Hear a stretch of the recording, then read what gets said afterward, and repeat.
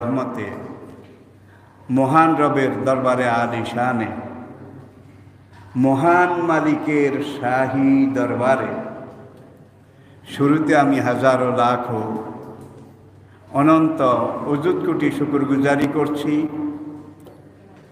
যিনি মেহেরবানি করে এক সপ্তাহ পরে আজকে আবারও আমাদেরকে পবিত্র ইয়ামুল জুমার এই দিনে মহান রবের ডাকে সাড়া দিয়ে তার ঘরে আসতে পেরেছি এবং জুমার সালাত খুতবা সাপ্তাহিক এই সেরা দিন ইয়ামুল জুমা, এই দিনের গৌরব, মহিমা, বৈশিষ্ট্য এবং ফজিলত এটা যেন আমরা গুরুত্বপূর্ণভাবে বুঝতে পারি, সেভাবে মনন মানসিকতায় ধারণ করতে পারি, লালন করতে পারি।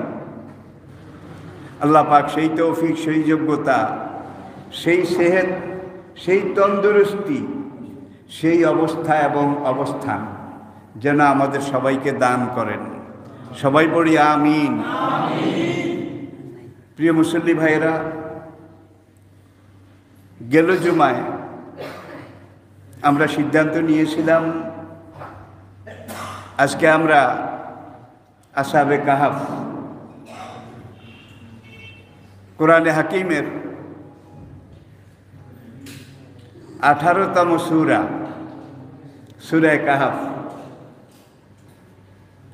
সূরাটা হুজুর নবী পাক সাল্লাল্লাহু আলাইহি ওয়াসাল্লামের মক্কি জিন্দেগি, যখন ইসলামের কথা বললেও মার খাওয়া লাগতো, ইসলামের পথে চললেও মার খাওয়া লাগতো। একজন ব্যক্তি ইসলাম গ্রহণ করেছে এটা বললেও মার খাওয়া লাগতো। কি কঠিন সময়! সেই সংকটময় সময় সন্ধিক্ষণে মুসলমানরা যখন জর্জরিত, হতবিক্ষত, আহত, নিহত, সে সময় আল্লাহ রাব্বুল আলামিন এই সূরা কাহাফ, আসহাবে কাহাফের ঘটনা এইটা ওহীর ভাষায় নাজিল করে, লৌহে মাহফুজ থেকে নাজিল করে তখনকার সাহাবায়ে কেরাম যারা ছিলেন দাঈ ইলাল্লাহ, যাদের কাজ ছিল দাওয়াত ইলাল্লাহ, তাদেরকে তাসাল্লি দান করলেন প্রবল যে তোমাদের কাজকে মারছে, জুলুম করছে, নির্যাতন করছে। এটা আজকে নতুন নয়। তোমাদের আগে যারাই আল্লাহর এই জমিনে দ্বীনের কথা বলেছে, দ্বীনের পথে চলেছে, দ্বীনের দিকে ডেকেছে, সকল যুগে ইবলিস আর ইবলিসি শক্তি তারা এইভাবেই দাঈ আল্লাহ যারা, দ্বীনের পথের পথিক যারা, তাদের উপরে নির্যাতন করেছিল। ঘটনাটা হুজুরের আগের নবী সাইয়েদনা ঈসা আলাইহিস সালাতু ওয়াস সালাম তার জন্মের 300 বছর আগ পর, লাখ 300 বছর। এইভাবে বললে আমরা আরো সুন্দরভাবে বুঝবো যে হুজুরের আগের নবী সাইয়েদনা ঈসা আলাইহিস সালাতু ওয়াস সালাম তার জন্মের, যীশু খ্রিস্টের জন্মের 300 বছরের কিছু বেশি সময়ে আসহাবে কাহাফের এই ঘটনা ঘটেছিল।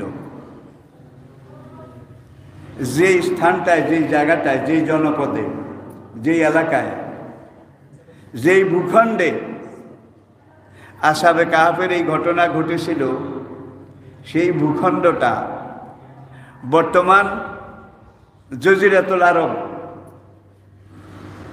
আরবের দক্ষিণ এলাকা, ইয়ামন থেকে উত্তর দিকে ওমান, কুয়েত, বাহরাইন, এই উপসাগরীয় দেশগুলো থেকে পশ্চিম দিকে, জর্ডান থেকে আবার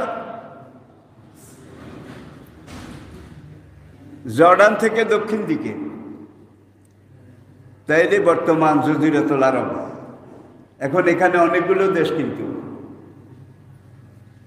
তখন এত দেশ, এত জনপদ, এত ভাগাভাগি এগুলো ছিল না। অধিকাংশ বিশেষজ্ঞ মুফাসসিরিনে কেরাম তাদের মত হলো বর্তমান জর্ডান এবং সিরিয়া এই দুইটা দেশের দক্ষিণ দিকে ইয়ামনের উত্তর দিকে যে জায়গাটা, আসলে এই জায়গাটা কিন্তু কাওমে সামুদ, কাওমে আদ, কোরআনে পাকে বর্ণিত কাওমে সাবা, কাওমে একটা সূরাই আছে, সূরায়ে সাবা, যারা আজ থেকে ৬০০০ বছর আগে আল্লাহর জমিনে প্রথম শেষ প্রকল্প, পাহাড় থেকে যেই পানি নেমে আসতো, তারা সাগরের পাড়ে বাঁধ দিয়ে বড় বেড়ি বাঁধ তৈরি করে এই পাহাড়ের পানি বাঁধের গোড়ায় ধরে রাখত, জমা করত। এরপরে এখান থেকে চিকন চিকন খালা, নালা, নালি, ড্রেন এগুলো কেটে কেটে তাদের পুরো এলাকায় জালের মতো শেষ প্রকল্প এগুলো করেছিল আজ থেকে ৬০০০ বছর আগে। তাহলে একটু চিন্তা করেন, আজকের মানুষ খুব বুদ্ধিমান, খুব আধুনিক, কিন্তু ৬০০০ বছর আগে আজ থেকে এইভাবে পাহাড়ের পানি বেড়ি বাঁধ দিয়ে আটকে রেখে শেষ প্রকল্প। বেশি পিছনে যাওয়ার দরকার নেই, ক্রেন ছিল না, কোনো ভারী জিনিস এটা উঠানো নামানোর কোনো প্রযুক্তি, কোনো ব্যবস্থা ছিল না। মিশরের পিরামিডের দিকে তাকান, টন টন ওজনের পাথর, কিভাবে এগুলো উঠাইলো এত উপরে, এত উপরে কিভাবে গাঁথুনি দিল, হাজার হাজার বছর আগের, কিন্তু এখনো আছে। সামুদ আল্লাযিনা যাবু সফরাতা বিল ওয়াদ, কাওমে সামুদ, তারা সৌদি আরবের উত্তর এলাকা, জর্ডানের দক্ষিণ, যে এলাকাটার নাম পেতেরা, পেতেরা, PETRA, পেতেরা, বাইবেলও আছে এই পেত্রা শব্দটা,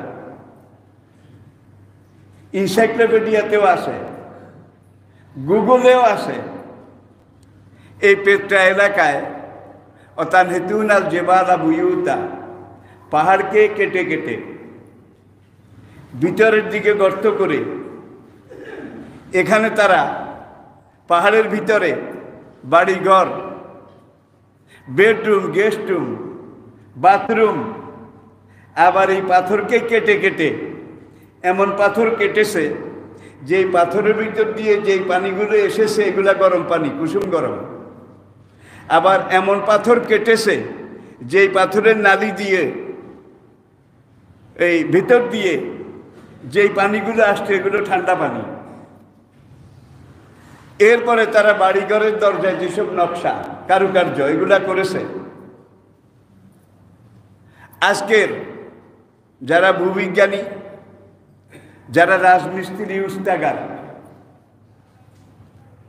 দালান কোঠা তৈরিতে বিশ্বের যারা সবচেয়ে বেশি এক্সপার্ট, বিশেষজ্ঞ, তারা সেখানে গিয়ে এগুলো দেখেছে, এখনো আছে এগুলা দেখে তারা বলে আজ থেকে হাজার হাজার বছর আগে কাওমে সামুদের লোকেরা পাথরকে এইভাবে কেটে কেটে এত সুন্দর প্রযুক্তি, indoor outdoor, bedroom, guest room, পুরা পাহাড়টা, পুরা এলাকাটা মাইলের পর মাইল, মাইলের পর মাইল, শত শত মাইল পাহাড়ের ভিতরে শুধু বাড়ি। এই যুগে এত প্রযুক্তি, এত উন্নতি, এত জ্ঞান বিজ্ঞান, কিন্তু এই কঠিন পাথরকে এইভাবে কেটে নকশা করা, এইটা এই যুগে আমরা চিন্তাও করতে পারি না, কল্পনা তো করতেই পারি না। তাহলে আগের মানুষের বুদ্ধি কম ছিল কেমন? বেশি দূর যাওয়ার দরকার নেই। আজ থেকে কয়েকশো বছর আগে আগ্রার তাজমহলে যেই পাথরগুলো ব্যবহার করেছে মুসলমান কারিগররা, রাজমিস্ত্রিরা, উস্তাগাররা, একটাই পাথর, স্যান্ডস্টোন। এই পাথরটাকে হীরার তৈরি ছুরি দিয়ে 34 অ্যাঙ্গেল থেকে এইভাবে কেটেছে। 34 অ্যাঙ্গেল থেকে, এক এক অ্যাঙ্গেল থেকে এক এক রং, এক এক অ্যাঙ্গেল থেকে এক এক রং, এক এক অ্যাঙ্গেল থেকে এক এক রং। একটা পাথর থেকে 34টা রং, পাথরটা কিন্তু এক রং। কাটার বাহাদুরি, কাটার। আজকালকের যারা এক্সপার্ট এইসব ব্যাপারে, তারা বলে একটা পাথরকে 34 অ্যাঙ্গেল থেকে এইভাবে কেটে 34 রকমের আলো উজ্জ্বল্য বের করা, কোন ছুরি কোন ব্লেড দিয়ে কেটেছে এটা আমরা চিন্তাও করতে পারি না। এদূর যাওয়ার দরকার নেই। লালবাগের দুর্গ অনেকে বোধহয় দেখেছেন, দেখার মতো নাই একজনও আছে। আচ্ছা, সেখানে লালবাগ দুর্গের যে কারুকার্যগুলো আজ থেকে কয়েকশো বছর আগে, পরী বিবির মাজার যারা দেখেছেন, পরী বিবির মাজার লালবাগের কিল্লার ভিতরে বিশাল একটা শ্বেত পাথর, এত বড় একটা শ্বেত পাথরকে এইভাবে কেটে কেটে কেটে কেটে, ওই যে আমাদের ছোট্টকালে আমরা দেখেছি রঙিন কাগজকে কেটে কেটে ঝালট বানানো হতো, দেখছেন কি না? ঝালট ঘর সাজানোর জন্যে এই পাথরকে এইভাবে কেটে কেটে, আজকালকের এক্সপার্ট রাজমিস্ত্রি তারা বলে পাথরকে এইভাবে কোন হীরা ছুরি দিয়ে কেটেছে, কিভাবে কেটেছে আমরা কল্পনাও করতে পারি না। তাহলে বোঝা গেল আগের মানুষের বুদ্ধি আমাদের চেয়ে আজকের মানুষের চেয়ে কম ছিল না, কিন্তু তাদের হাতে এই আধুনিক প্রযুক্তি এটা ছিল না, এটা স্বীকার করাই লাগবে। আমি বলছিলাম আসহাবে কাহাফের কথা, প্রেক্ষাপটটা, শানে নজুল, সেটাও আমি আপনাদেরকে বলেছি। মক্কার মুসলমানদের উপর যখন এইভাবে নির্যাতন, এইভাবে মারপিট, তখন মুসলমানদেরকে তাসাল্লি দেওয়ার জন্যে, প্রবোধ দেওয়ার জন্যে আল্লাহ আসহাবে কাহাফের ঘটনা এটা নাজিল করে সূরা কাহাফের 9 আয়াত থেকে 22 আয়াত পর্যন্ত। খেয়াল রাখুন, সূরা কাহাফের 9 আয়াত থেকে 22 আয়াত পর্যন্ত, এই আয়াতগুলোর মধ্যে আসহাবে কাহাফের ঘটনাটা আল্লাহ নাজিল করেছেন। এই জন্যে করেছেন যে কোরআন নাজিলের পর থেকে কিয়ামত পর্যন্ত দুনিয়ার যত যুগে যত এলাকায় আসহাবে কাহাফের এই যুবকদের মতো যারা দ্বীনের দাওয়াতি কাজ করবে, যারা ঘরে ঘরে দ্বীনের দাওয়াত পৌঁছাবে, তাদের উপরে এই ধরনের মার, এই ধরনের জুলুম, এই ধরনের জেল, এই ধরনের নির্যাতন আগেও ছিল, এখনো আছে, ভবিষ্যতেও থাকবে। এটা হলো শানে নজুল। ফজাইল, প্রত্যেক তাফসীর কারক এই ব্যাপারে একমত, এবং হুজুর নবী করিম সাল্লাল্লাহু আলাইহি ওয়াসাল্লামের সহিহ সনদে বর্ণনা পরম্পরায় সহিহ হাদিসের নিরিখে এবং দৃষ্টিতে হুজুর ইরশাদ করেছেন, সূরা কাহফের প্রথম 10 আয়াত, প্রথম আয়াত থেকে 10ম আয়াত, এই 10টা আয়াত যেই লোক বেশি বেশি তেলাওয়াত করবে, পড়বে, সেই লোককে আল্লাহ রাব্বুল আলামিন দাজ্জালের ফিতনা থেকে রক্ষা করবেন। বলবেন দাজ্জাল আসার আগে তো আমরা মরেই যাব। ভাই, দাজ্জালের ফিতনা জমিনের উপরে তো হবেই, ভিতরে যারা তারাও টের পাবে, হাড়ে হাড়ে টের পাবে।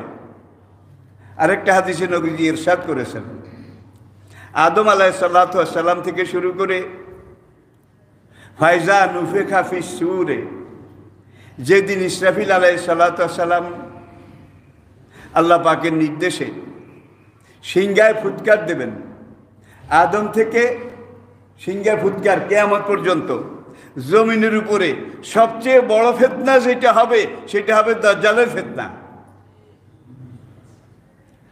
নবী পাক সাল্লাল্লাহু আলাইহি ওয়াসাল্লাম 5 ওয়াক্ত সালাতের পরে, রাতে তাহাজ্জুদের পরে, রাতে শুইতে যাওয়ার সময় অনেক সময় এই সূরা কাহফের প্রথম 10 আয়াত এটা তেলাওয়াত করতেন।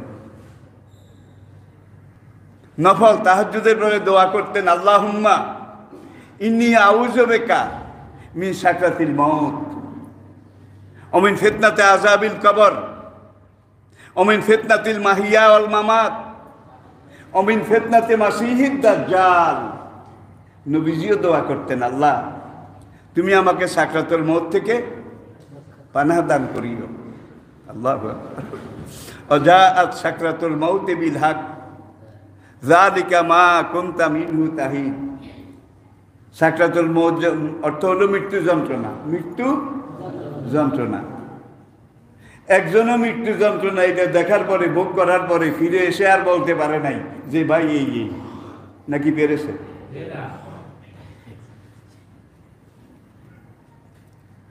তো সাকরাতুল মউত এটা থেকে হুজুর সবসময় পানা চাইতেন। অমিন ফিতনাতে আযাবিল কবর, আযাবুল কবর থেকে নবীজি সবসময় আল্লাহর কাছে পানা চাইতেন।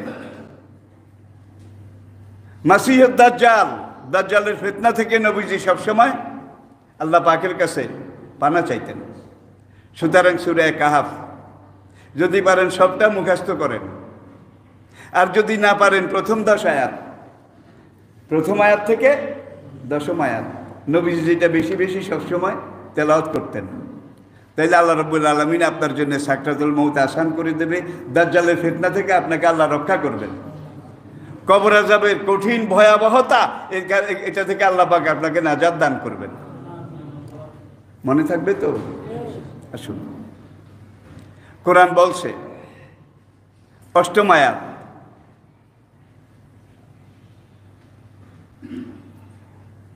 নবম আয়াত, আম হাসিবতা আন্না আসহাবাল কাহফি ওয়ার রাকিমে কানু মিন আয়াতিনা আজাবা। হে নবী, আম হাসিবতা আপনার কি খেয়াল আসহাবে কাহফ সম্পর্কে? কাহফ শব্দের অর্থ হল গুহা, পাহাড়ের গুহা। ওর রাকিমে, রাকিম শব্দের অর্থ হইল পাহাড়ের ভিতরে চিকন সরু গিরিপথ, গিরিপথ। কাহাফ গুহা, রাকিম পাহাড়ের ভিতরের গিরিপথ। সেখানে যারা আশ্রয় গ্রহণ করেছিল, কানু মিন আয়াতিনা আজাবা, সেই কয়েকজন যুবক আমার কুদরতের নিদর্শনাবলীর মধ্যে অন্যতম একটা নিদর্শন। কি মনে করেন? এক ঘুমে 309 বছর, এক ঘুমে 309 বছর। তাইলে আসুন, এলাকাটার কথা, ভৌগোলিক সীমারেখা আমি আপনাদেরকে ইঙ্গিত করেছি।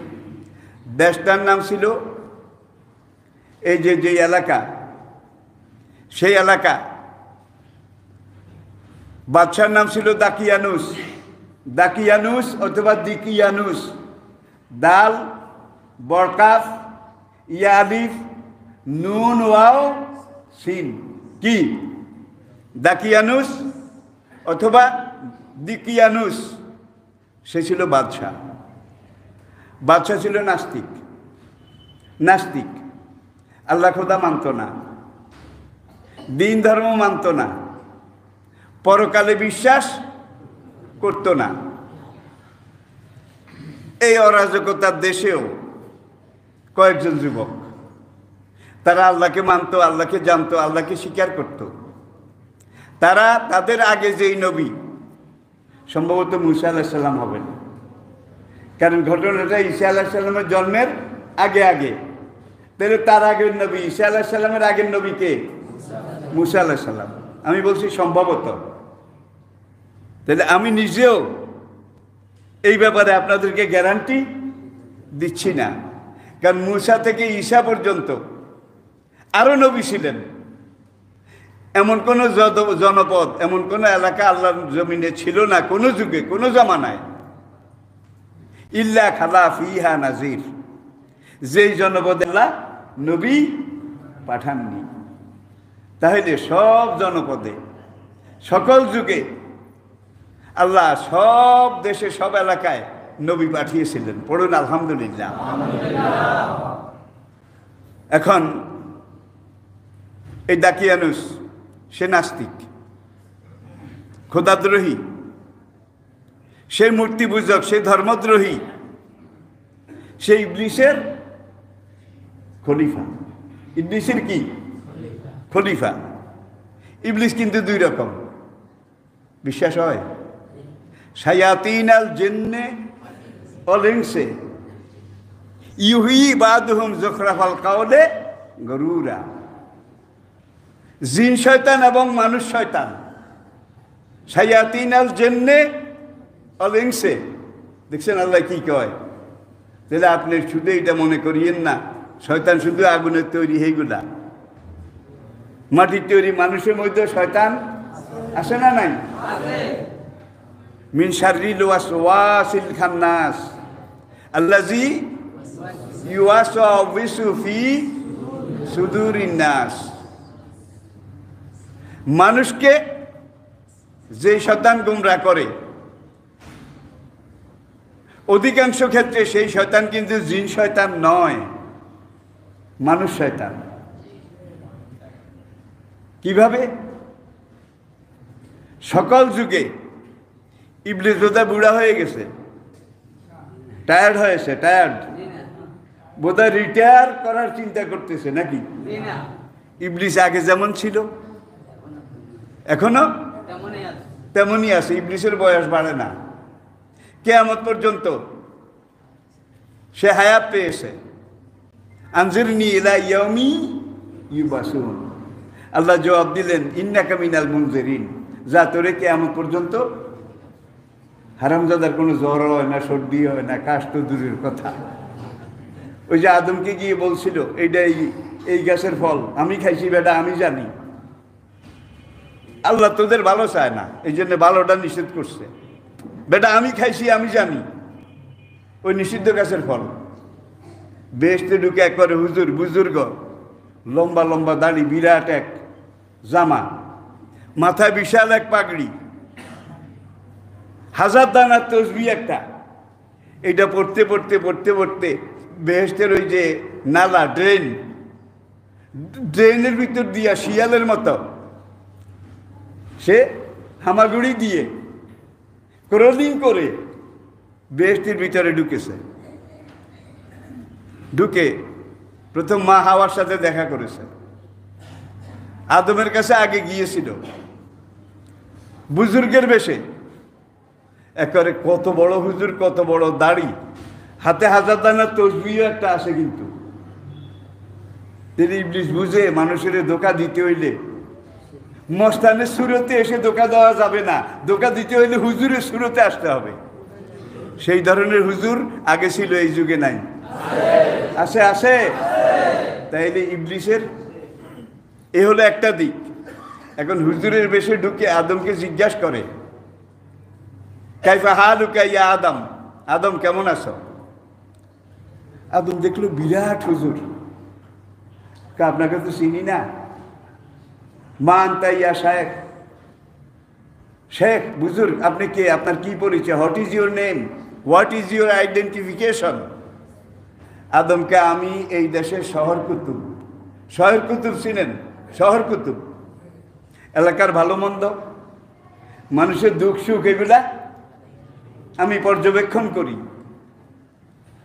তো এখানে কেন আসছেন হুজুর? আদম হুজুরই মনে করেছে। কয় তোমাদের একটু খোঁজ খবর নিতে এসেছি, কেমন আছো, কি খাও? আদম বলেন খুব ভালো আছি। কয় খাওটাও কি? আল্লাহ বলেছেন অকুলা মিনহা রাগাদান হাইসো সে তোমা, এই বেহেশত তোমার আর তোমার বউর জন্যে। ইয়া আদম উসকুন আনতা ও জাওজুকাল জান্নাহ, তুমি তোমার বউ নিয়ে হাওয়াকে নিয়ে জান্নাতে থাকো। অকুলা মিনহা রাগাদান, এবং এই বেহেশত থেকে পেট ভরে, মন ভরে, হৃদয় ভরে খাও, রাগাদান ইচ্ছা মতো। হাইসো সে তোমা যখন যেখান থেকে যা মনে কয়। একবারে বেহেশতের নেয়ামতে ভরপুর, টইটুম্বুর, আমরা খুব সুখে আছি। আদমকা কিছু মানা টানা নাই তো, কিছু নিষেধ টিষেধ নাই তো, আদম ওই একটা গাছ। আল্লাহ বলছেন আল্লাহ তাকরাবা ফাতাকুনা, খবরদার ওই গাছে যেও না, ওর কাছেও যেও না, ওর ফল খেও না। ফাতাকুনা মিনাজ জালিমিন, তাহলে কিন্তু তোমাদের ভরাডুবি হয়ে যাবে। ইবলিস হুজুর বিজ্ঞের মতো মাথা নাড়ে আর কয় বটেই তো, বটেই তো, তাই তো, তাই তো। আদমকা হুজুর কি কারে বেডা, যেটা আসল জিনিস, যেটা খেলে মানুষ কিয়ামত পর্যন্ত হায়াত পায়, যেটা খেলে মানুষের জীবনে কোনো একদিন খাজলি একটা বিষিও হয় না, একটা পেছড়াও হয় না, সর্দি কাশি তো দূরের কথা। এবং যেই গাছের ফল খেলে আবে হায়াতের পানি আছে, জীবনবোধের রস আছে। বেটা আমি খাইছি, আমার কোনো ব্যারামও নাই, মরণও নাই, কিয়ামত পর্যন্ত আমার হায়াতও আছে, আমি খাইছি, আমি জানি। আল্লাহ তোদের বেশি ভালো চায় না, বেশি দিন বাঁচাইতেও চায় না, এই জন্য তোদেরকে আসলটা নিষেধ করেছে। আয় বাবা আয়, আমার সাথে আয়, আমি নিজে পেড়ে দেব, তুই এক কামড় হইলেও খা। আদম তো হুঁশিয়ার মানুষ, কয় খাবো আমি, গরজ যেন আমার সেই তার বেশি। কথায় বলে গরজ বড় বালাই। আয়া বাবা আয়। যখন এত আগ্রহ দেখাইল, আদমের একটু সন্দেহ হইল। ফাতাহাল্লাহ আদম, আদম সঙ্গে সঙ্গে পড়া শুরু করলেন লা হাওলা ওয়ালা কুওয়াতা। বুজুর্গ দিছে দৌড়। আদম কয় আইনা তাযহাবিয়া শাইখি, কয় হুজুর আপনি কই যান? কয় বেটা আমার ওযুটা ছুটে গেছে। একটু দূরে গিয়ে ওযুটা আবার করে এখান থেকে দূরে গিয়ে অদৃশ্যে গিয়ে চিন্তা করলো আদমকে তো টলানো যাবে না, এই বেটা খুব শক্ত। দেখি লেডিস চ্যানেলে একটু কাজ করে দেখি। লেডিস চ্যানেল বুঝেন? লেডিস চ্যানেল ঢাকা সচিবালয়ে যান ভাই, সেখানে কত পরিমণি, কিভাবে সাজগোজ, অনিন্দ সুন্দরী, রূপের পিরামিড, একবারে ঠোঁটে লিপস্টিক, এখানে ওখানে একবারে সেজে গুজে সাজুগুজু করে টোরে আবার এখানে দামি ব্যাগ একটা ঝুলায়। দেখেন নাই বোধ হয়? এটার নাম আমি রেখেছি ফুটানে কা থলিয়া। ফুটানে কা থলিয়া। এখানে নিয়ে এরা হইল সচিবালয়ে তদবির পার্টি। আপনার কোনো একটা কাজ, সচিবের কাছে কোনো একটা দস্তখত লাগবে, কোনো একটা ফাইল, এটি হ্যান্ডেলিং করা লাগবে। এখন আপনি গেলে সচিবে পাত্তা দেয় না। সুতরাং এই সুন্দরী মেয়েরা সচিবালয়, সেখানে সচিব সাহেবের কায়দা করে ইনিয়ে বিনিয়ে হাসে লাসে, বাকিগুলা কইলাম না, আরো আছে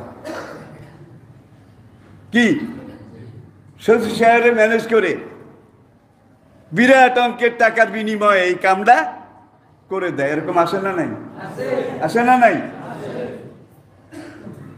এখন ইবলিস চিন্তা করলো আদমটা তো পারা গেল না, তো পুরুষের চাইতে মহিলারা আবার চিন্তা চেতনার দিকে একটু সফট, একটু নরম, স্পর্শকাতর।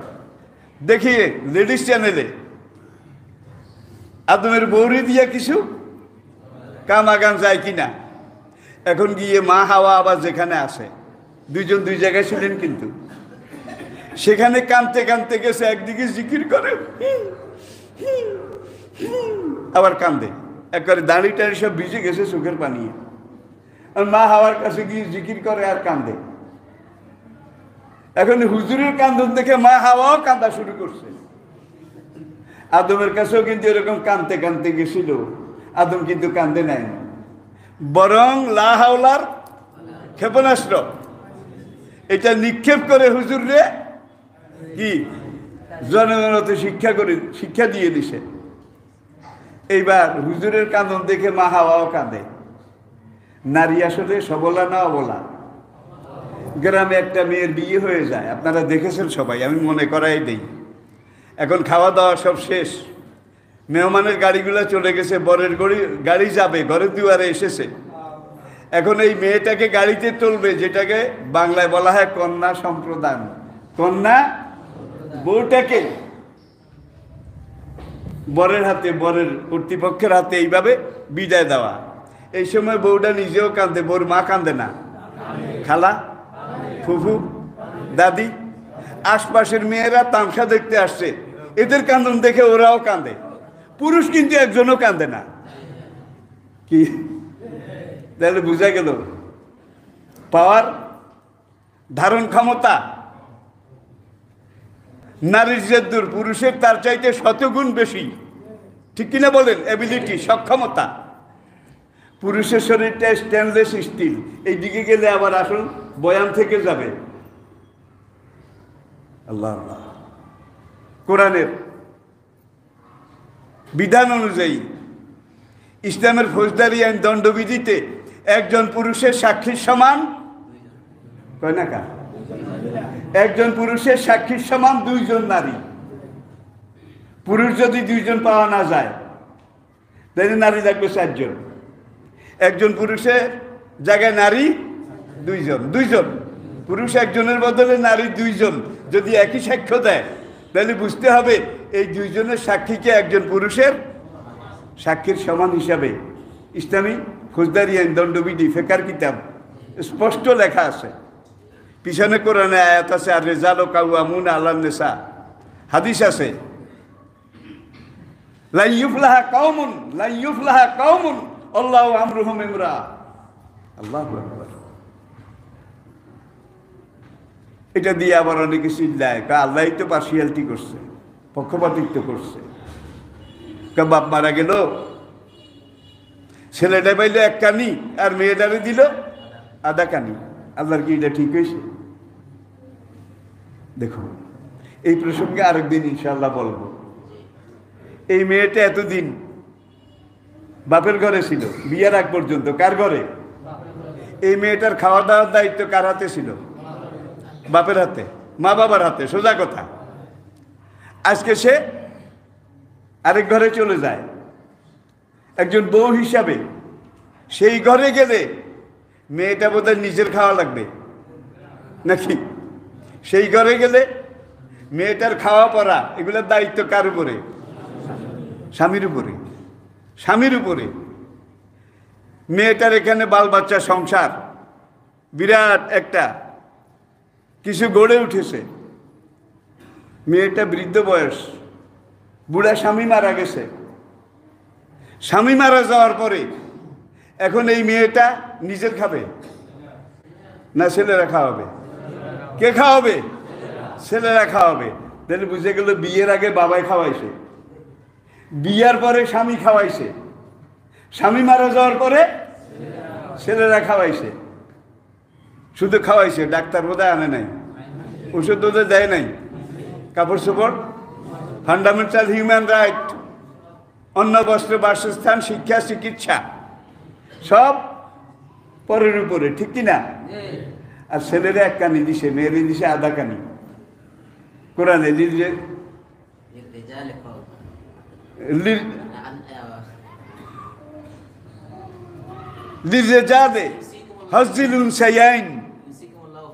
হ্যাঁ। এখন একজন পুরুষ সন্তান, পুত্র সন্তান পাবে দুই মেয়ের সমান। ঠিক কিনা? এখন এই ছেলেটা এখানে থাকবে, বাবা মরে গেছে, সে বিয়ে করে আরেক পরিবার থেকে একটা মেয়ে এখানে আনবে নাকি? আনবে। আনার পরে এইবার তারা ছেলে আর বউ একটা সংসার হলো। হওয়ার পরে এই ছেলে আর বউ খাবে কোনখান থেকে? ওই এক কানি, এক কানি। মেয়েটা কিন্তু নিয়ে গেছে আধা কানি। আমি কি বুঝাইতে পারছি? আধা কানি নিয়ে গেছে। এখন সে সেখানে গিয়ে খাইছে স্বামীর, এতদিন খাইছে বাবার।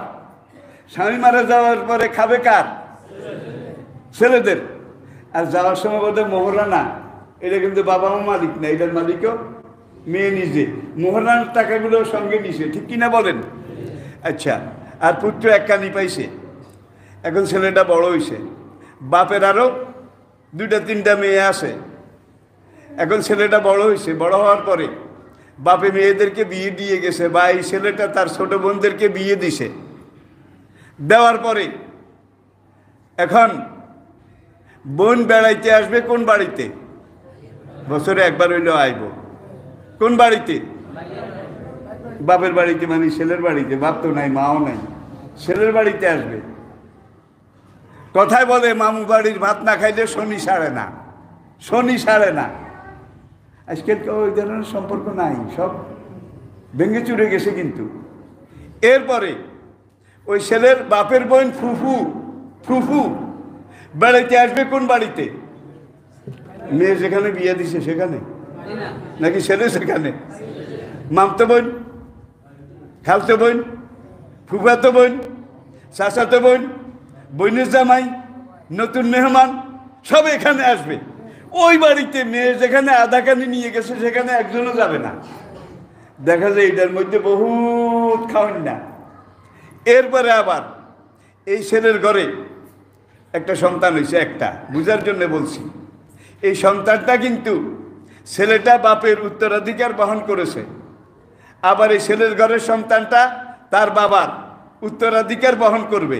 তাইলে এখানে যে সন্তানগুলো আছে এগুলা ওই একটা নিজে দিছে তার বংশ, আর মেয়ের ঘরের ওই বাড়িতে যে সন্তানগুলো হয়েছে এগুলা তার বংশ। কেন? এবার বোধহয় বুঝছেন, এইবার বোধহয় বুঝেছেন। বিলাতে একবার আমাকে এই প্রশ্নটা করেছিল যে ছেলেকে যা দিয়েছে মেয়েকে তার অর্ধেক, এটা কি ইনসাফ? আমি যখন এটার ব্যাখ্যা দিয়েছিলাম তখন লেডিস প্যানেল থেকে একটা মেয়ে বলে, অনারেবল স্যার আপনি যেভাবে ব্যাখ্যা দিলেন এতে বোঝা যায় ছেলেরা আরেকটু বেশি দিলে ভালো হইতো। আল্লাহই তো ছেলেরা এক কানি দিছে, কিন্তু আজকাল অনেক ছেলে, অনেক ভাই কিন্তু বোনের হক দেয় না ঠিক মতো, বোনের পাওনা ঠিক মতো দেয় না, এটাকে আত্মসাৎ করে। আসে না নাই? আসে না নাই? আবার আসে না। আসাবে কাহাব। এখন এই যুবকদের বিরুদ্ধে IB, DIB, CID, special branch, গোয়েন্দা তারা খোঁজ খবর নিতে লাগলো। তাদের কাজ ছিল দিনে চুপচাপ ঘরের মধ্যে থাকা, রাতের বেলা, রাত যখন গভীর হতো সব মানুষ ঘুমিয়ে যেত, তখন এই যুবকেরা একটা গ্রুপ, যেই কয়জন আর কি, তারা গভীর রাতে পুরা শহর পুরা এলাকা ঘুমিয়ে পড়ার পরে নিশি রাতে যার সাথে যার সম্পর্ক ছিল, বন্ধুত্ব ছিল, আত্মীয়তার লেশ ছিল, গোপনে তাদের ঘরে যেত। ঘরে গিয়ে আস্তে আস্তে দুয়ারের কড়া নেড়ে তাদেরকে জাগাইতো, জাগাইয়া তারপরে তাদেরকে বলতো, আর বাবু মোতাফাররিকুনা খায়ের আমিল্লাহিল ওয়াহিদিল কাহ্হার, এক আল্লাহর ইবাদত করা ভালো নাকি এত দেবদেবী মূর্তির পূজা করা ভালো? সোজা কথা, তাওহীদের, ইসলামের দাওয়াত, রেসালতের দাওয়াত, আখেরাতের দাওয়াত, এগুলো দিত রাতে বিরাতে গোপনে, যেটাকে বলা হয় আন্ডারগ্রাউন্ড ইসলামী আন্দোলন। প্রকাশ্যে করা যায় না, গোপনে গোপনে, ভিতরে ভিতরে, তলে তলে, তলে তলে, বুঝুন তো, গোপনে গোপনে শুভে শুভে তারা এই কাজটা করত। এটা কিন্তু বাদশার কানে চলে গেল। বাদশার নাম দাকিয়ানুস, বলছি আগে, দেকিয়ানুস বা দাকিয়ানুস। বাদশার কানে যখন গেল, বাদশা তো ইবলিসের খলিফা। কার খলিফা? ইবলিসের। আর এই যুবক কয়েকজন কার খলিফা? আল্লাহর খলিফা। আল্লাহ যুগে যুগে কাদেরকে সাহায্য করেছেন? ইবলিসের খলিফারে না আল্লাহর খলিফারে? তাহলে যুগে যুগে আল্লাহ ইসলামের কাজ যারা করেছে তাদের সাহায্য, ওকানা হাক্কান আলাইনা নাসরুল মুমিনিন আল্লাযীনা জাহাদু ফীনা লানাহদিয়ান্নাহুম সুবুলানা ওয়া ইন্নাল্লাহা লামাআল মুহসিনিন। কোরআনের বিভিন্ন আয়াতে মুমিনদেরকে আল্লাহ সকল যুগে সাহায্য করেছে। আর যারাই আল্লাহর জমিনে এইভাবে আল্লাহর দাওয়াত দিয়েছে সকল যুগে ইবলিস আর ইবলিসের খলিফারা, ইবলিসের খলিফা বুঝেন কি? কারা? মানুষের মধ্যে যারা ইবলিসের হয়ে কাজ করে, মানুষের মধ্যে যারা ইবলিসের পক্ষের কাজ করে তারা হইল ইবলিসের খলিফা, প্রতিনিধি, ইবলিসের কাজ করে। ভাই আগুনের তৈরি ইবলিস থেকে বাঁচা অনেকটা সহজ। আগুনের তৈরি ইবলিস মানে আসল শয়তান, এটা থেকে বাঁচা অনেকটা সহজ। কারণ লা হাওলা পড়লে এটা আজানের আওয়াজ শুনলে ধায়, ঠিক কিনা? সুবহানাল্লাহ আলহামদুলিল্লাহ বললে পলায়। কিন্তু ইবলিসের খলিফা মানুষ এইটারে লা হাওলাও ধরে না, আস্তাগফিরুল্লাহও ধরে না, কোনো দোয়া কালামেও ধরে না। ঠিক কিনা বলেন? এরা হইল মানুষ শয়তান। বনের ঘুঘু যদি জানতো, বনের ঘুঘু যে শিকারীর খাঁচার ভিতরে যে ঘুঘু পাখিটা আসে, ওই ডাউক শিকার, ঘুঘু শিকার, বুড়িয়ারা করতে পারবে। আজকে ডাউকও নাই, ঘুঘুও নাই, আমি বুঝাবো না কেমনে? আরে ভাই, হকুনও নাই, শকুন সব কিছু সব বিলীন হয়ে যাচ্ছে। ওরা নিষ্পাপ, বেগুনা, মানুষের পাপে পুরা জমি সায়লাভ হয়ে গেছে, যার জন্য আল্লাহ ওদেরকে আস্তে আস্তে উঠিয়ে নিয়ে গেছে।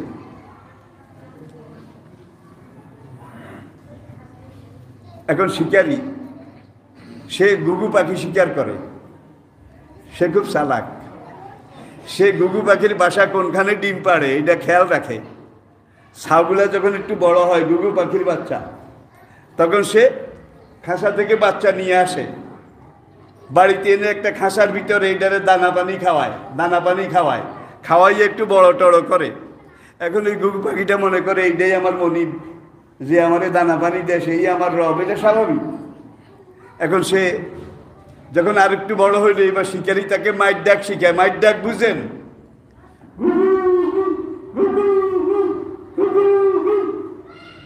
ছোট্টকালে আমরা দেখেছি, বুড়ারা বলতে পারবে। কিন্তু এইভাবে ওই খাঁচাটা যেটা দিয়ে বনের ঘুঘু শিকার করে, পালা ঘুঘু দিয়া, এখন ওই খাঁচার নিচে নল, বাঁশের নল, নলের উপরে নল, নলের উপরে নল, এইভাবে দিয়ে এটাকে করে গাছের আগায় ওই ঘুঘু পাখিটাকে ওই খাঁচার ভিতরে রাখে। খাঁচার কিন্তু দুই দিকে দুইটা বারান্দা আছে, সামনে একটা বারান্দা, পিছে একটা বারান্দা, আর এই বারান্দার লগে কিন্তু ছটকা আছে, ছটকা এই বারান্দার সাথে। এখন শিকারি এইভাবে রেখে একটু আড়ালে যায়, গিয়ে সে একটা ডাক দেয়, ঘুঘু। একটা ডাক দিলে এখন বাসার এটাই শুরু করে, ঘুঘু ঘু ঘুঘু ঘু ঘুঘু ঘু।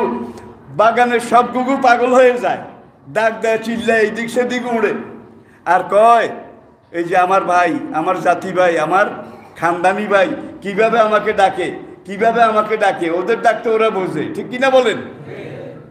মিহিন সুরে, গানের সুরে, রাগ অনুরাগে বনের ঘুঘুদেরকে ডাকে। বনের ঘুঘু যদি জানতো, যদিও খাঁচার ভিতরের ঘুঘুটা আমার জাত, আমার স্বজাতি, আমার মতো ডাকে, কিন্তু আসলে সে শিকারীর দালাল। যদি আমি তার ডাকে সাড়া দিয়ে তার সাথে প্রেম করার জন্য তার কাছে যাই, তাকে ধরা দিই, তাহলে সে আমাকে এমনভাবে আটকায় শিকারীর হাতে দিয়ে দেবে, শিকারী আমাকে জবাই করবে, কাটবে, টুকরা টুকরা করবে, রান্না করে খেয়ে ফেলবে। এটা যদি বনের ঘুঘু জানতো, জন্মের মতো ধরা দিত। কন তাহলে শিকারী নিচে গাছে উঠে বোধহয় ঘুঘু ধরতে পারবে। তাহলে ঘুঘু ধরার জন্য কি করেছে? তার জাতি একটা ঘুঘু, এটাকে আগে ট্রেনিং দিয়ে তাকে দিয়ে ধরছে। মানুষের মধ্যে কিন্তু ইবলিশ শিকারীর এরকম পালা ঘুঘু আসে নাকি নাই? আসে নাকি নাই? তাইলে ওই সন্তান থেকে বাঁচা যায়, কিন্তু এগুলা থেকে বাঁচা খুব কঠিন। কোরআন আল্লাহ পাক বিভিন্ন জায়গায় বিভিন্ন আঙ্গিকে বলেছেন। এখন কথায় বলে দেওয়ালেরও কান আছে। পুরা দেশ বাদশার আয়ত্তে দাকিয়ানুসে। বাদশার কানে খবর গেল, কয়েকটা যুবক তারা রাত বিরাতে আল্লাহর দাওয়াত দেয়, আখেরাতের দাওয়াত দেয়। আল্লাহর দাওয়াত, আখেরাতের দাওয়াত মানি আপনার বিরোধী। আপনি তো আল্লাহ মানেন না, আখেরাত মানেন না। এরা সরকার বিরোধী, এরা দেশ বিরোধী, এরা দেশের শত্রু, এদেরকে ধরা দরকার। বাদশা পুলিশ নিয়োগ করলো যে আগামীকাল রাতে এরা কে কোথায় থাকে তোমরা একটু কোয়ারি করো, করে তাদেরকে গ্রেফতার করে আমার সামনে নিয়ে আসো। কথায় বলে দেওয়ালেরও কান আছে, ঠিক কিনা? ওই সেখান থেকে বাদশার একজন লোক এসে এই যুবকদের যে দলের সভাপতি, বুঝেন তো, সভাপতি, দলের আমির, দলের চিফ, নাম ছিল ইয়ামলি খান। ইয়ামলি খান তার কাছে এসে কানে কানে বলে দিল যে রাইতে 12টার আগে যেমনে পারো ভাগো, 12টার পরে কিন্তু তোমাদেরকে পুলিশ আসবে, গ্রেপ্তার করবে। দেখেন এখন এই ইয়ামলি খানের কানে কানে যখন এটা বললো, বলার পরে সে সঙ্গে সঙ্গে যেইভাবে পারলো, আশেপাশে ওরা ছিল, আশেপাশে সঙ্গে যারা তার দাওয়াত গ্রহণ করেছিল, তার সহযোগিতা করতেছিল, দ্বীনের কাজ, পজিটিভ কাজ করতেছিল, তাদেরকে খবর দিয়ে এই রাতে রাতে বাইর হয়ে গেল যে এই দেশ থেকে চলে যাওয়া ছাড়া জীবন বাঁচানোর কোনো উপায় নেই। এটা দিয়ে বোঝা যায় ইচ্ছা করে ইসলামের দুশ্মনের হাতে ধরা দেওয়া এটা হারাম, ইচ্ছা করে ইসলামের দুশ্মন কাফেরের হাতে ধরা দেওয়া এটা হারাম। শেষ মুহূর্ত পর্যন্ত নিজেকে বাঁচাবার চেষ্টা করতে হবে, নিয়ত থাকবে আমি যদি বেঁচে থাকি হয়তো ইসলামের একটু কাজ করতে পারবো। তাহলে আপনি জিহাদ করতে না পারলেও মরণ পর্যন্ত জিহাদের সওয়াব পাইতে থাকবেন। তাহলে একজন মুমিন বাঁচার চেষ্টা করি, আমরা বাঁচার চেষ্টা করি, মিলাসে বাঁচার চেষ্টা করতে হবে। আল্লাহর জন্য, আল্লাহর রাসূলের জন্য, আল্লাহর দ্বীনের জন্য রাজি আছেন? রাজি আছেন?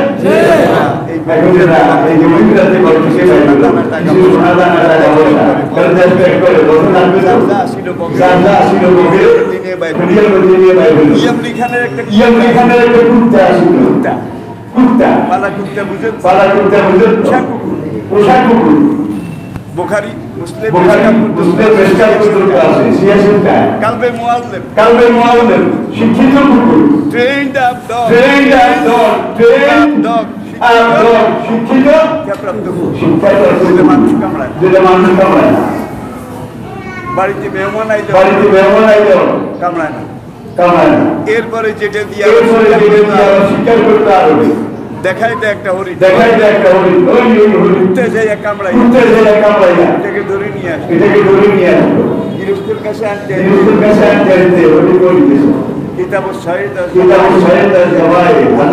কুত্তা কামড় দিছে,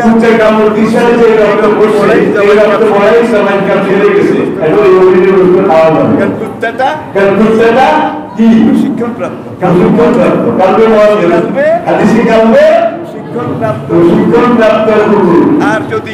আর যদি প্রশিক্ষণ প্রাপ্ত ডাক দিতে আসে আবার ধরে নিচে খায় না, মনিবের সামনে ঠিক কিনা? তাহলে ইয়ামলি খান পাতা কুকুর আছে, এখন এই গৃহস্থরা যায় লগে লগে যায়, কারণ সবসময় মনিবের পিছে পিছে যায়,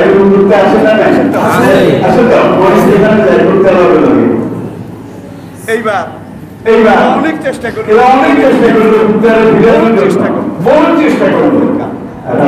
বাড়িতে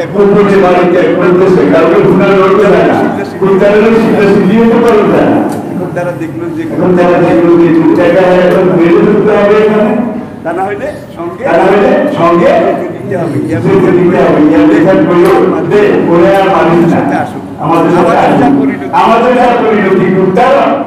আমরা বলতে সব হাসরের ময়দানে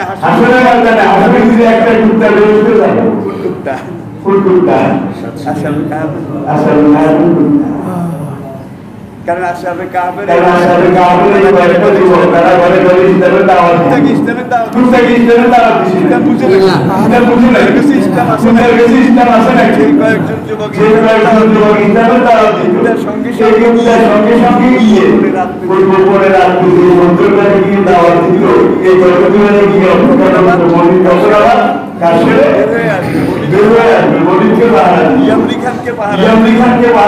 যেখানে যাইতো সঙ্গে যেত, সারা রাত সাথে হয়ে গেছে, সাথে হয়ে যাওয়ার পরে যখন বুঝা গেল যে সকাল হতে আর বাকি নেই, চিন্তা করলো এক রাইতে আর দেশ তো এখনো বহু দূরে। আমরা এই দেশের আরো অনেক সময় লাগবে, অনেক দিন, অনেক রাত লাগবে। কাছের একটা পাহাড়ের একটা গুহার মধ্যে ঢুকে গিয়ে সেখানে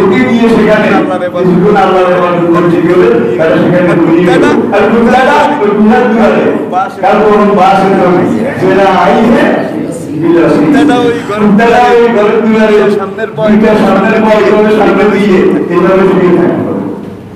গুহার ভিতরে এক ঘুমে 309 বছর, এক ঘুমে 309 বছর, এক ঘুমে মানুষ বাসে হায়াতের চেয়ে কিনা বলেন মাঝখান দিয়ে কিন্তু ইশারা বলিয়ে দেয়। এটা ডুব যাওয়ার পর 309 বছরের ভিতরে আল্লাহ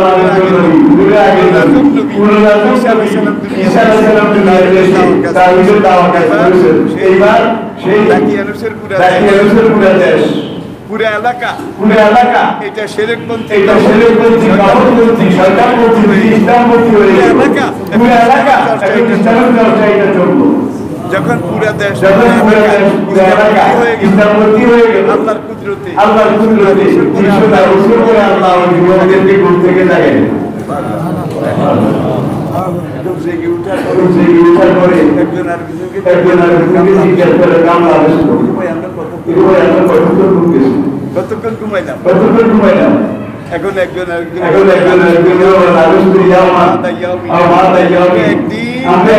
একদিনের কিছু অংশ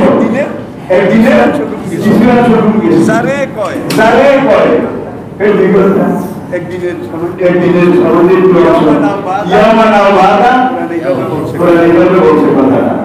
আল্লাহ তোমরা কতদিন ঘুমাইছো আল্লাহ বাড়ি থেকে পলাই কোনো হিসাব নাই, ঠিক কিনা বলেন? আরে একদমই 300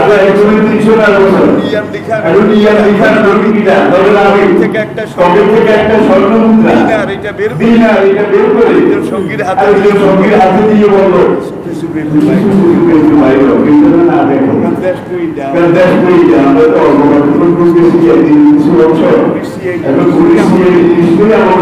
এখনো খোঁজে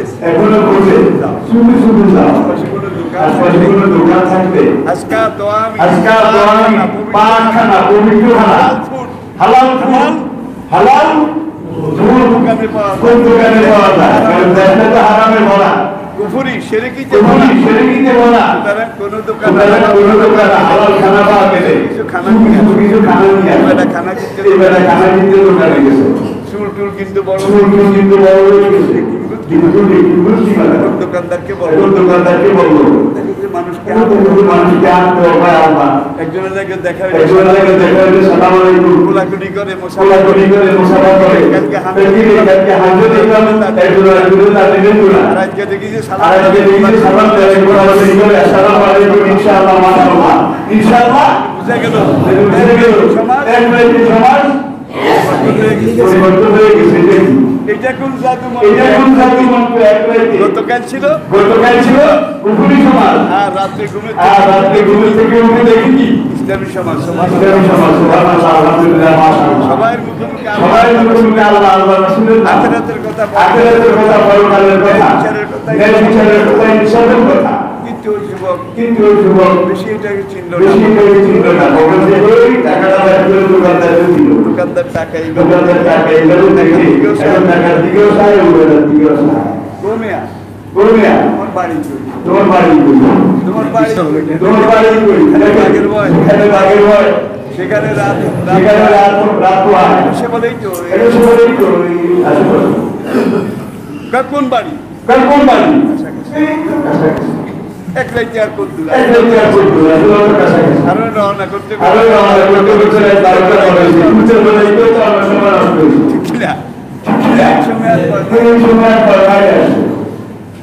এখন দোকানদারকে টাকা কালকে সন্ধ্যায় বাড়ি থেকে আসার সময় আছে দোকানদার সুখে তো বড় টাকার মধ্যে সেখানকার 3 তারিখ দেখা যায় টাকাটা 300 বছর আগে এই দেশে একজন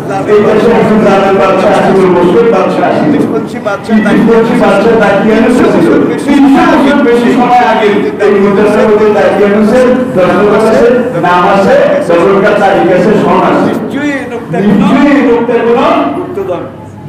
মাটির নিচে আমাদের দেশে বলে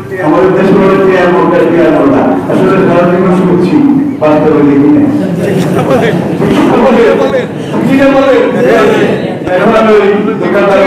নিশ্চয়ই লোকটা কোনখানে গোপন মাটির নিচে টিয়ার টাকার মোটকা পাইছে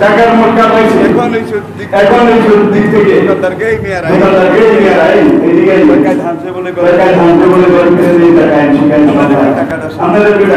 এখন সবাই হাতে করে টাকা হাতে নিয়ে টাকার বয়স 300 বছরের বেশি এখন সবাই সন্দেহ তোমার সাথে আর কে আছে তোমার সঙ্গী আর কে আছে সন্দেহ হইলে সন্ধান পাওয়া যায় কিনা এখন এই টাকাটা এখানে রইল এটার বিনিময়ে খানাটা নিয়ে গুহার মধ্যে গেল এই খানা খাইয়ে শেষ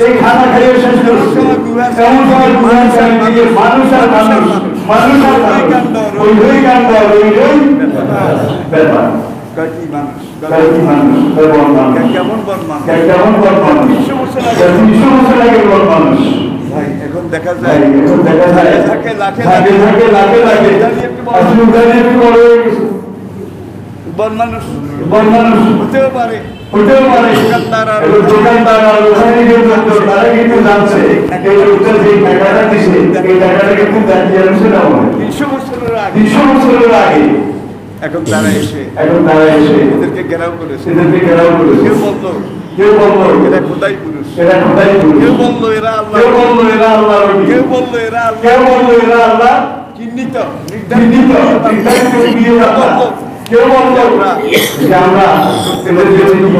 এরা তো বড় এখন মানুষ আরো আসে আবার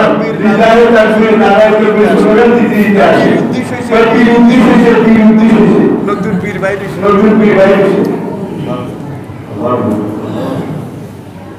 যখন পুরা পাহাড়ি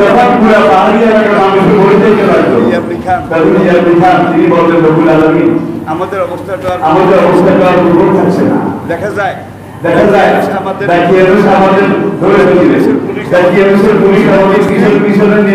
আমাদেরকে অবজার্ভ করেছে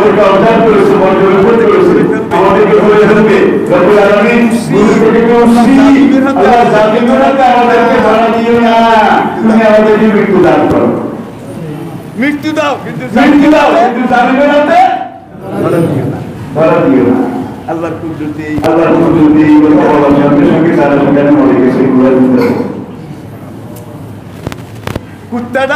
কুত্তাটা কিন্তু 300 বছর পরে খুব বাড়ছে 300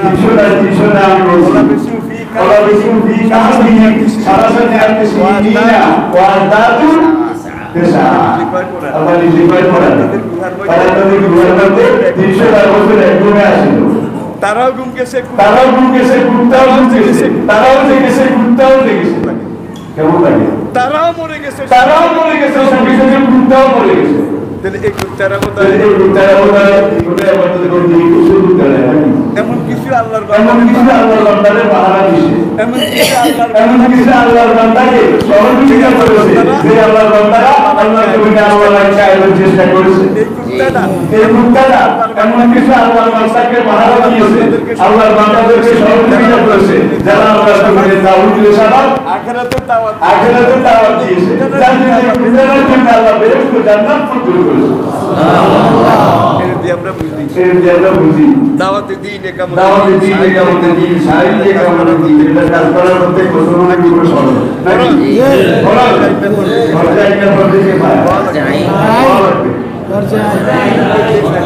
করে কে সাইবো পর্যায় মানে হুজুরের উপরে যেমন খরচ হুজুরের খরচ আপনার উপরে আলমারির উপরে কতমারির উপরে সিকরারির উপরে গোপালারির উপরে মোটা আলির উপরে সবার উপরে সমান খরচ কি আনাকি করতি আল্লাহ জমিনে আল্লাহ দিন মানা আল্লাহ দিন কায়েম করো আশা রেখা আমরা এই কাজটা করেছি কি না বলেন যার জন্য আল্লাহ জামিনের আছে তাদেরকে ধরা যাওয়া আল্লাহ পাক 300 না বছর তাদেরকে ঘুমে রাখছে এখন তারা করে দাও তারা তো মরে গেছে আরেকটা কথা মাঝখানে বলে দেয় জর্ডানের রাজধানী আম্মান জর্ডানের রাজধানী রিয়াদ পরে জর্ডানের রাজধানী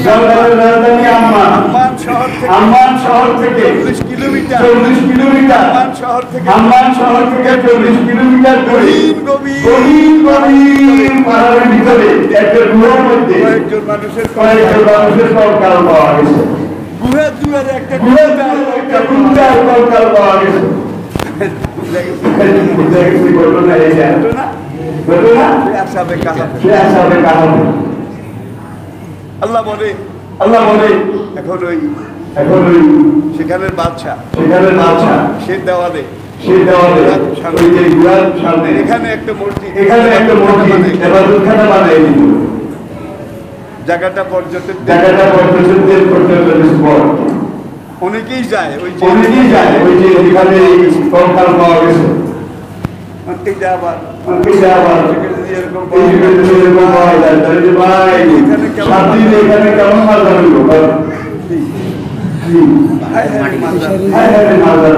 কেমন দরকার আর 309 বছর গুনাইনার জিন্দেগি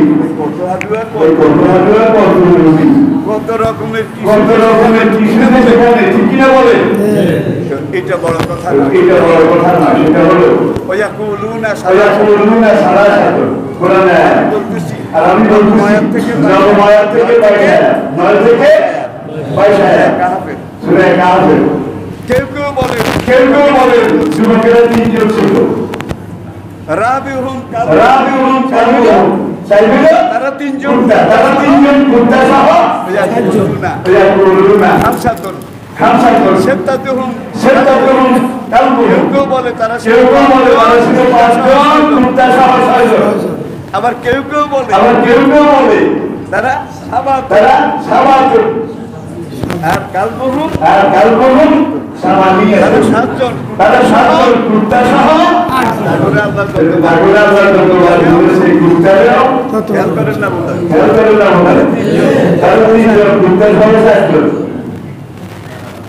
তারা পাঁচজন কুত্তা সহ তারা সাতজন কুত্তা সহ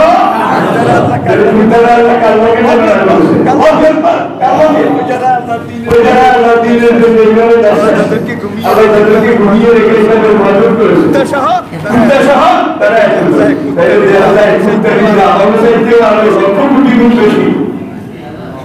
আল্লাহর কাছে আল্লাহ কুত্তা দরকার আছে কুত্তা কি একবার বলছে না কয়েকবার তারা তিনজন কুত্তা সহ চারজন তারা পাঁচজন কুত্তা সহ ছয়জন তারা সাতজন কুত্তা সহ আটজন আল্লাহ তাগরো